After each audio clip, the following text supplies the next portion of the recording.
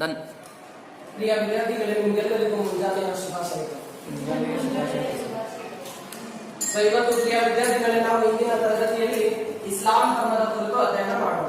ಪ್ರಿಯ ವಿದ್ಯಾರ್ಥಿಗಳೇ, ನಮ್ಮ ಭಾರತ ಸುಸಂಸ್ಕೃತ ಭಾರತ. ನಮ್ಮ ಭಾರತದಲ್ಲಿ ಹಲವಾರು ಧರ್ಮಗಳು, ಹಲವಾರು ಜಾತಿಗಳು, ಹಲವಾರು ಭಾಷೆಗಳನ್ನು ನಾವು ಕಾಣ್ತಾ ಇದ್ದೇವೆ. ಅದೇ ರೀತಿ ನಾವು ಒಂದು ಧರ್ಮವನ್ನು ತೆಗೆದುಕೊಂಡಿದ್ದಾಗ ಅದಕ್ಕೆ ಆದಂತಹ ಪರಿಕಲ್ಪನೆಗಳು, ಅದಕ್ಕೆ ಆದಂತಹ ರೀತಿ ವಿಧಾನಗಳು ಇರ್ತವೆ. ಸೊ ಅದರಲ್ಲಿ ಮುಖ್ಯವಾಗಿ ನಾವು ಇವತ್ತು ಇಸ್ಲಾಂ ಧರ್ಮ ಅಂದ್ರೆ ಏನು, ಇಸ್ಲಾಂ ಧರ್ಮದ ಸ್ಥಾಪಕರು ಯಾರು, ಹಾಗೂ ಇಸ್ಲಾಂ ಧರ್ಮದ ಕೊಡುಗೆಗಳು ಏನಂತ ಹೇಳಿ ಅಧ್ಯಯನ ಮಾಡೋಣ. ನನ್ನ ಪ್ರೀತಿಯ ವಿದ್ಯಾರ್ಥಿಗಳೇ, ನಮ್ಮ ಸುತ್ತಮುತ್ತಲಿನ ವಾತಾವರಣ ಆಗಿರ್ಬಹುದು, ನಮ್ಮ ಕ್ಲಾಸಿನಲ್ಲಿ ಆಗಿರ್ಬಹುದು, ಅಥವಾ ಬೇರೆ ನಮ್ಮ ವಾಸಿಸುವಂತಹ ಸಮಾಜ ಆಗಿರ್ಬಹುದು, ಇಂತಹ ಸಮಾಜದಲ್ಲಿ ನಾವು ಪ್ರತಿಯೊಂದು ಧರ್ಮದವ್ರ ಜೊತೆ ಬೆರಿತಾ ಇದ್ದೀವಿ. ನೀವು ಬೆರೀತಿರಲ್ಲ, ನಿಮ್ ಬಾಜು ಈಗ ಸಲೀಂ ಇದ್ದಾನೆ, ನಿಮ್ ಬಾಜುಯಲ್ಲಿ ಸಮೀನಾ ಇದ್ದಾಳೆ. ಸೊ ಇವರೆಲ್ಲ ಮಾತಾಡ್ತಾ ನೀವೇನಾಗುತ್ತೆ, ಆ ಧರ್ಮದ ಬಗ್ಗೆ ಸ್ವಲ್ಪ ಮಟ್ಟಿಗಾದ್ರೂ ಅಥವಾ ಅಲ್ಪ ಜ್ಞಾನವನ್ನಾದ್ರೂ ನೀವು ಪಡ್ಕೊಂಡಿರ್ತೀವಿ. ಸೊ ಅಂದಾಗ ನಾವು ಪ್ರತಿಯೊಂದು ಧರ್ಮದ ಬಗ್ಗೆ ಅಲ್ಪ ಮಟ್ಟಿಗೆ ಜ್ಞಾನವನ್ನು ಪಡೆದುಕೊಂಡಿದ್ದಾಗ ಆ ಧರ್ಮದ ಕೊಡುಗೆಗಳೇನು, ಆ ಧರ್ಮದ ಪರಿಕಲ್ಪನೆಗಳೇನು, ಆ ಧರ್ಮದ ವಿಧಿ ವಿಧಾನಗಳೇನು ಅಂತ ಹೇಳಿ ಅಧ್ಯಯನ ಕೂಡ ಮಾಡಬೇಕು. ಅದರಲ್ಲಿ ಮುಖ್ಯವಾಗಿ ಇಸ್ಲಾಂ ಧರ್ಮ. ಈ ಇಸ್ಲಾಂ ಧರ್ಮವನ್ನು ಎಲ್ಲಿ ಸ್ಥಾಪನೆ ಆಯಿತು, ಏಕೆ ಸ್ಥಾಪನೆ ಆಯಿತು, ಇದನ್ನು ಸ್ಥಾಪನೆ ಮಾಡಿದವರು ಯಾರು, ಹಾಗೂ ಇದು ಮುಖ್ಯವಾದಂತಹ ಕೊಡುಗೆಗಳು ಏನಂತ ಹೇಳಿ ಇವತ್ತು ಅಧ್ಯಯನ ಮಾಡೋದು. ಸೌದಿ ಅರೇಬಿಯಾದಲ್ಲಿ ಇಸ್ಲಾಂ ಧರ್ಮ ಸ್ಥಾಪನೆ ಆಯಿತು. ಎಲ್ಲಿ ಸ್ಥಾಪನೆ ಆಯಿತು? ಸೌದಿ ಅರೇಬಿಯಾದಲ್ಲಿ ಸ್ಥಾಪನೆ ಆಯಿತು. ನಮ್ಮ ಭಾರತ ದೇಶ ಮಣ್ಣಿನಿಂದ ಕೂಡಿದಂತಹ ಒಂದು ಭೂಮಿಯಾಗಿದೆ. ಇಲ್ಲಿ ಮಣ್ಣಿನಿಂದ ಕೂಡಿದೆ. ಸೊ ಪ್ರತಿಯೊಂದು ದೇಶದಲ್ಲಿ ಅದೇ ತರಹದ ಬೇರೆ ಬೇರೆ ರೀತಿಯಾದಂತಹ ಮಣ್ಣುಗಳಿಂದ ಕೂಡಿದಂತಹ ಆವೃತವಾದಂತಹ ಪ್ರದೇಶಗಳು ಕೂಡ ನಾವು ಕಾಣ್ತೀವಿ. ಅದೇ ರೀತಿ ಸೌದಿ ಅರೇಬಿಯಾ ಕೂಡ ಒಂದು ಭೂಮಿಯಿಂದ ಕೂಡಿತ್ತು. ಆ ಭೂಮಿ ಯಾವುದು? ಮರುಭೂಮಿಯಿಂದ ಕೂಡಿತ್ತು. ಆ ಮರುಭೂಮಿಯಿಂದ ಕೂಡಿದಕ್ಕೋಸ್ಕರ ಅಲ್ಲಿರ್ತಕ್ಕಂತಹ ವಾಸಿಸುವಂತಹ ಜನರಿಗೆ ವ್ಯವಸಾಯ ಮಾಡಲು ಅನುಕೂಲ ಆಗಿದ್ದಿಲ್ಲ. ಅಲ್ಲಿರ್ತಕ್ಕಂತಹ ಫಲವತ್ತಾದ ಭೂಮಿಯನ್ನು ಅವರು ಪಡೆದುಕೊಂಡಿಲ್ಲ, ಮರುಭೂಮಿಯನ್ನು ಪಡೆದುಕೊಂಡಿದ್ರು. ಅದಕ್ಕೋಸ್ಕರ ಅವ್ರು ಏನ್ ಮಾಡ್ತಿದ್ರು, ಎಲ್ಲಿ ಆಹಾರ ಸಿಗುತ್ತೋ, ಎಲ್ಲಿ ನೀರು ಸಿಗುತ್ತೋ ಅಲ್ಲೆಲ್ಲ ಹೋಗಿ ವಾಸಿಸುತ್ತಿದ್ದರು. ಎಲ್ಲಿ ಅವರು ಮುಖ್ಯವಾಗಿ ನೆಲೆಸಿದ್ರು ಅದೇ ಪ್ರದೇಶಗಳು ಮಕ್ಕಾ ಮತ್ತು ಮದೀನಾ ಆಗಿವೆ. ಇವತ್ತಿನ ಜೀವನದಲ್ಲಿ, ಇವತ್ತಿನ ಜೀವನ ನಿರ್ವಹಣೆಯಲ್ಲಿ ಮುಸ್ಲಿಮರು ಯಾತ್ರೆಯನ್ನು ಕೈಗೊಳ್ತಾರೆ. ನೋಡ್ತಿರಲ್ಲ, ಅವಾಗ ಹಜ್ ಅಂತ ಹೇಳಿ ಹೋಗ್ತಾರೆ.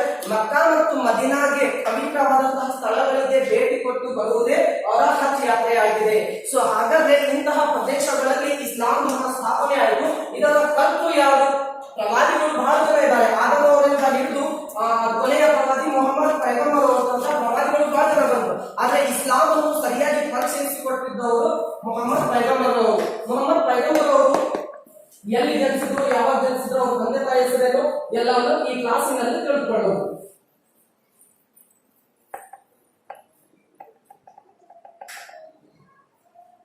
ಮೊಹಮ್ಮದ್ ಪೈಗಂಬರ್ ಇಸ್ಲಾಂ ಧರ್ಮದ ಸ್ಥಾಪಕರು.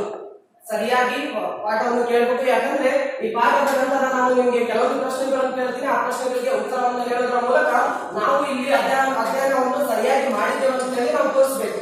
ಸೊ ಹಾಗಾಗಿ ಮೊಹಮ್ಮದ್ ಪೈಗಂಬರ್ ಇಸ್ಲಾಂ ಧರ್ಮದ ಸ್ಥಾಪಕರಾಗಿದ್ರು. ಇವರು ಚಿಕ್ಕ ವಯಸ್ಸಿನಲ್ಲಿ, ಇವರ ತಂದೆ ಅಬ್ದುಲ್ಲಾ ಮತ್ತು ತಾಯಿ ಅಮೀನಾ. ದುರಾದೃಷ್ಟವಶಾತ್ ನೋಡಿ, ಎಷ್ಟೋ ಜನರಿಗೆ ನಾವು ಅನಾಥ ಮಕ್ಕಳನ್ನು ನಾವು 80ನ ದಿನಗಳಲ್ಲಿಯೂ ಕೂಡ ನೋಡುತ್ತೇವೆ. ಅಂತಹದಲ್ಲಿ ಮೊಹಮ್ಮದ್ ಪೈಗಂಬರ್ ಅವರು ಕೂಡ ಒಬ್ಬರು. ಮೊಹಮ್ಮದ್ ಪೈಗಂಬರ್ ಅವರಿಗೆ ಚಿಕ್ಕ ವಯಸ್ಸಿನಲ್ಲಿಯೇ ತನ್ನ ತಂದೆಯನ್ನು ಕಳೆದುಕೊಂಡ್ರು, ಅವರು ತಮ್ಮ ತಾಯಿಯನ್ನು ಕೂಡ ಕಳೆದುಕೊಂಡ್ರು. ಸೊ ಆವಾಗ ಯಾರು ಬದುಕ್ತಿದ್ರು ಇವರು? ತಮ್ಮ ಜೀವನವನ್ನು ಯಾರ ಕಡೆ ಜೀವನವನ್ನು ನಿರ್ವಹಣೆ ಮಾಡ್ತಿದ್ರು? ಆವಾಗ ಇವರ ಚಿಕ್ಕಪ್ಪರ ಹೆಸರು ಆ ಪುಸ್ತಕದಲ್ಲಿ ಇಲ್ಲ. ಅಬ್ದುಲ್ ಮುತಲಿಬ್ ಎನ್ನುವ ಚಿಕ್ಕಪ್ಪ ಕಡೆ ಇವರು ತಮ್ಮ ಜೀವನವನ್ನು ಅಲ್ಲಿ ಅವರ ತಮ್ಮ ಚಿಕ್ಕಪ್ಪನ ಕಡೆ ತಮ್ಮ ಜೀವನವನ್ನು ಕಳಿಸಿದಾಗ ಇವರ ಜೀವನ ನಿರ್ವಹಣೆ ಆಯಿತು. ಸೊ ಚಿಕ್ಕಪ್ಪನ ಹತ್ರ ಇವರು ತಮ್ಮ ಜೀವನವನ್ನು ನಿರ್ವಹಣೆ ಮಾಡಿದ್ರು. ತದನಂತರದಲ್ಲಿ ಇವರು ಮುಂದೆ ಹೋಗ್ತಾ ಬೇರೆ ಬೇರೆ ಪ್ರದೇಶಗಳಿಗೆ ವ್ಯಾಪಾರಕ್ಕೋಸ್ಕರ ಹೋಗ್ತಿದ್ರು. ಯಾಕಂದ್ರೆ ಅರೇಬಿಯಾದಲ್ಲಿ ಫಲವತ್ತಾದಂತಹ ಭೂಮಿ ಇದ್ದಿಲ್ಲ. ಅದಕ್ಕೋಸ್ಕರ ಅವ್ರು ಏನ್ ಮಾಡ್ತಿದ್ರು, ವ್ಯಾಪಾರಸ್ಥರಾಗಿದ್ರು. ಆ ವ್ಯಾಪಾರ ಕೈಗೊಳ್ಳುವ ಮುಖಾಂತರ ಬೇರೆ ಬೇರೆ ಪ್ರದೇಶಗಳಿಗೆ ಭೇಟಿ ಕೊಡ್ತಿದ್ರು. ಅವಾಗ ಭೇಟಿ ಕೊಡುವ ಮುಂದೆ ಮಕ್ಕಾ ಮದೀನಾಕ್ಕೆ ಬಂದಿದ್ದಾಗ ಅಲ್ಲಿರ್ತಕ್ಕಂತಹ ಶ್ರೀಮಂತ ವಿಧವೆ ಖದೀಜಾ ಅವರನ್ನು ಪರಿಚಯ ಆಗುತ್ತೆ. ಆ ಖದೀಜಾ ಅವರ ಪರಿಚಯ ಆದ ನಂತರ ತದನಂತರ ಅವರ ಜೊತೆನೆ ಮೊಹಮ್ಮದ್ ಪೈಗಂಬರ್ ಅವರ ವಿವಾಹ ಕೂಡ ಆಗುತ್ತೆ. ವಿವಾಹ ಆಯ್ತು, ಮದುವೆ ಆಯ್ತು ಇಸ್ಲಾಂ ಧರ್ಮದ ಬಗ್ಗೆ. ಆವಾಗ ಅವರಲ್ಲಿ ಆಧ್ಯಾತ್ಮಿಕವಾಗಿ ಕಲ್ಪನೆಗಳು ಬರ್ತವೆ, ಆಧ್ಯಾತ್ಮಿಕವಾಗಿ ವಿಚಾರಧಾರೆಗಳು ಬರ್ತವೆ.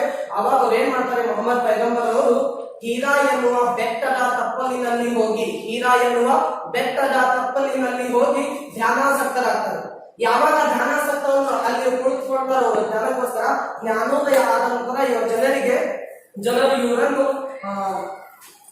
ಇವರನ್ನು ಪ್ರವಾದಿ ಅಥವಾ ದೇವದೂತ ಅಂತ ಕರೀತಾರೆ. ಸೊ ಇಷ್ಟೆಲ್ಲ ಈ ಇಸ್ಲಾಂ ಧರ್ಮದ ಬಗ್ಗೆ ಆಯ್ತು. ಇದರ ಮೇಲೆ ಕೆಲವೊಂದು 4-5 ಪ್ರಶ್ನೆಗಳನ್ನು ಕೇಳ್ತೀನಿ, ಆ ಪ್ರಶ್ನೆಗಳಿಗೆ ಸರಿಯಾದ ನೀವು ಕೊಡಬೇಕು. ಹಾಗಾದ್ರೆ ಪ್ರಿಯ ವಿದ್ಯಾರ್ಥಿಗಳೇ, ಯಾರು ಉತ್ತರ ಗೊತ್ತಿದೆ ಅವ್ರ ಕೈಯನ್ನು ಮೇಲೆತ್ತಬೇಕು, ಜೂಮ್ ಉತ್ತರ ಕೊಡಬೇಡಿ. ಸೊ ಇಸ್ಲಾಂ ಧರ್ಮದ ಸ್ಥಾಪಕರು ಯಾರು? ಇಸ್ಲಾಂ ಧರ್ಮದ ಸ್ಥಾಪಕರು ಯಾರು? ಇಸ್ಲಾಂ ಧರ್ಮದ ಸ್ಥಾಪಕರು ಕರೆಕ್ಟಾ? ಸರಿಯಾದ ಉತ್ತರನ ಇದು? ಚಪ್ಪಾಳೆ ಹೊಡಿತಾ ಇದ್ದಾರೆ. ಯಾವ ವಿದ್ಯಾರ್ಥಿ ಉತ್ತರಗಳನ್ನು ಹೇಳ್ತಾರೆ ಅವ್ರಿಗೆ ಚಪ್ಪಾಳೆ ಹೊಡಿಬೇಕು, ಯಾಕಂದ್ರೆ ಖುಷಿ ಆಗುತ್ತೆ. ಸರಿ, ಹಾಗಾದ್ರೆ ಇಸ್ಲಾಂ ಧರ್ಮ ಸ್ಥಾಪನೆಯಾದ ದೇಶ ಯಾವುದು?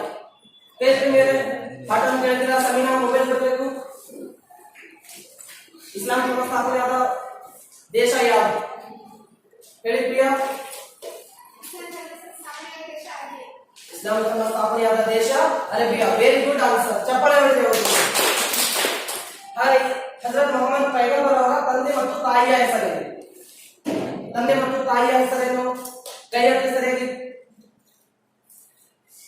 ಹೇಳಬೇಕು. ವೆರಿ ಗುಡ್, ಕೂತ್ಕೊಳ್ಳಿ. ಸೊ ಇಷ್ಟೆಲ್ಲ ಪ್ರಶ್ನೆಗಳಿದ್ದಾವೆ. ಮುಂದಿನ ತರಗತಿಯಲ್ಲಿ ಇನ್ನೂ ಹೆಚ್ಚಿನ ಅಧ್ಯಯನವನ್ನು ಇಸ್ಲಾಂ ಧರ್ಮದ ಬಗ್ಗೆ ಮಾಡೋಣ.